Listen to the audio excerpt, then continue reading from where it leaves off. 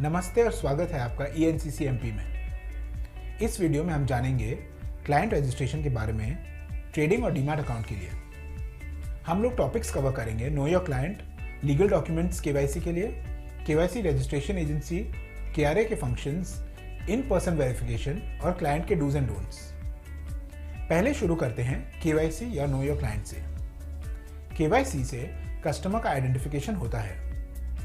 Customer के बारे में सब पता चलता है जिसके बिना पर इंटरमीडियरी उनका रिस्क को मैनेज कर सकते हैं। Prevention of money laundering act आया इफेक्ट में 1 जुलाई 2005 को, जिसके तहत सेबी ने मैंडेट किया है कि सारे इंटरमीडियरी को एक अच्छा पॉलिसी फ्रेमवर्क तैयार करना पड़ेगा जिससे कि मनी लॉन्ड्रिंग ना हो पाए और कस्टमर के बारे में जाना जा सके। KYC में 2 चीज़ें होती है। पहला हुआ उसका आइडेंटिटी और दूसरा हुआ एड्रेस, जहां वो रहता है या फिर जहां उसका ऑफिस है। तो ये हर कुछ दिनों में अपडेट होना चाहिए। KYC कंप्लायंस कंपलसरी है हर कैटेगरी ऑफ निवेशक के लिए और ये उतना बड़ा बात नहीं है कि उसने कितना निवेश किया है। ये सबके लिए ज़रूरी है। अब जानते हैं कि KYC के लिए कौन से लीगल डॉक्यूमेंट्स का ज़रूरत है। डॉक्यूमेंट्स है पासपोर्ट या voters identity card, pan card या फिर ड्राइविंग लाइसेंस, जहां पर नाम और कस्टमर का आइडेंटिटी का पता चल सकता है। परमानेंट एड्रेस के लिए कस्टमर या तो अपना telephone bill, bank account statement, electricity bill या फिर राशन कार्ड दे सकता है। अब जानते हैं KYC कंप्लायंट किसे होता है। कोई भी इंडिविजुअल या नॉन इंडिविजुअल को, कोई भी गार्जियन को जो एक माइनर के नाम पर निवेश कर रहा है, पावर ऑफ अटॉर्नी होल्डर्स को, कोई भी व्यक्ति को जो कि निवेशक बना है किसी लॉ के जरिए, माने कि अगर मान लीजिए किसी के देहांत होने पर यूनिट्स का अगर ट्रांसमिशन होए नॉमिनी को तब KYC रजिस्टर्ड होना अनिवार्य होता है और ये होना पड़ेगा ट्रांसफर होने के पहले। अब बात करते हैं KYC रजिस्ट्रेशन एजेंसी के बारे में या फिर KRA के बारे में। ये एक एजेंसी है जो कि सेबी के साथ रजिस्टर्ड है और ये है सेबी रेगुलेशंस 2011 के तहत। KRA कस्टमर्स का KYC रिकॉर्ड को रखते हैं। अब बात करेंगे फंक्शंस KRA का। पहला है कि KRA स्टोर करेगा KYC डॉक्यूमेंट्स को जो कि जमा किया जाता है अलग अलग सेबी रजिस्टर्ड इंटरमीडियरी द्वारा। कोई भी इंफॉर्मेशन क्लाइंट के बारे में KRA सारे इंटरमीडियरी को बताता है। KRA का बाकी KRA के साथ इलेक्ट्रॉनिक कनेक्टिविटी होना पड़ेगा ताकि कि डेटा ट्रांसफर हो सके। KRA हर क्लाइंट को एक चिट्ठी भेजता है ये बताते हुए कि उसका सारा डिटेल्स पक्का हो गया है।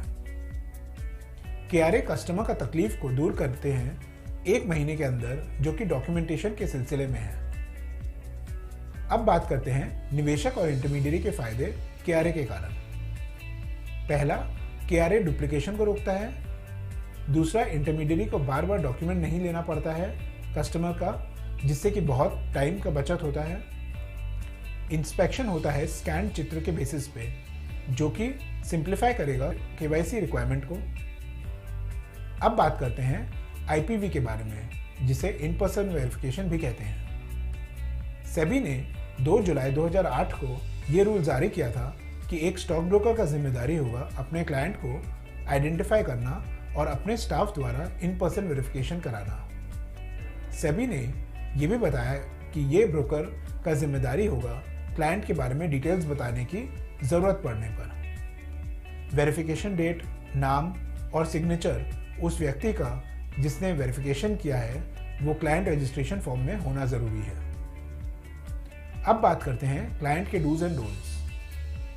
क्लाइंट को हमेशा मार्केट इंटरमीडियरी जो सेबी के साथ रजिस्टर्ड है उनके साथ काम करना चाहिए। डॉक्यूमेंट्स या फिर फॉर्म ऑफ रजिस्ट्रेशन ठीक से भरा होना चाहिए। ठीक से ब्रोकर को इंस्ट्रक्शन देना जरूरी है। क्लाइंट को ब्रोकर से अपना कॉन्ट्रैक्ट नोट 24 घंटे के भीतर मंगाना चाहिए। ड्यूज नॉर्मल बैंकिंग चैनल द्वारा सेटल होना चाहिए। क्लाइंट को ऑर्डर प्लेस करने के पहले कंपनी का क्रेडेंशियल्स के बारे में चेक करना चाहिए, उसके मैनेजमेंट, फंडामेंटल्स और रिसेंट अनाउंसमेंट्स के बारे में जानना चाहिए ताकि वो सही कंपनी में निवेश कर सके।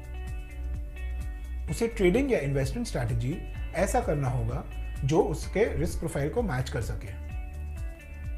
उसे इन्वेस्टमेंट के डॉक्यूमेंटेशन का सब कॉपी ठीक से रखना पड़ेगा, जैसे कि कॉन्ट्रैक्ट नोट्स, एप्लीकेशन फॉर्म्स आदि। जो डॉक्यूमेंट वो भेज रहे हैं, कंपनी, ट्रेडिंग मेंबर, रजिस्ट्रार और ट्रांसफर एजेंट को उनका कॉपी कस्टमर को रखना चाहिए। जो काम ब्रोकर ने नहीं किया है उसे फॉलो अप करना चाहिए। इसी के साथ हम ये यूनिट खत्म करेंगे। हम अगले वीडियो में बात करेंगे ट्रेड लाइफ साइकिल के बारे में।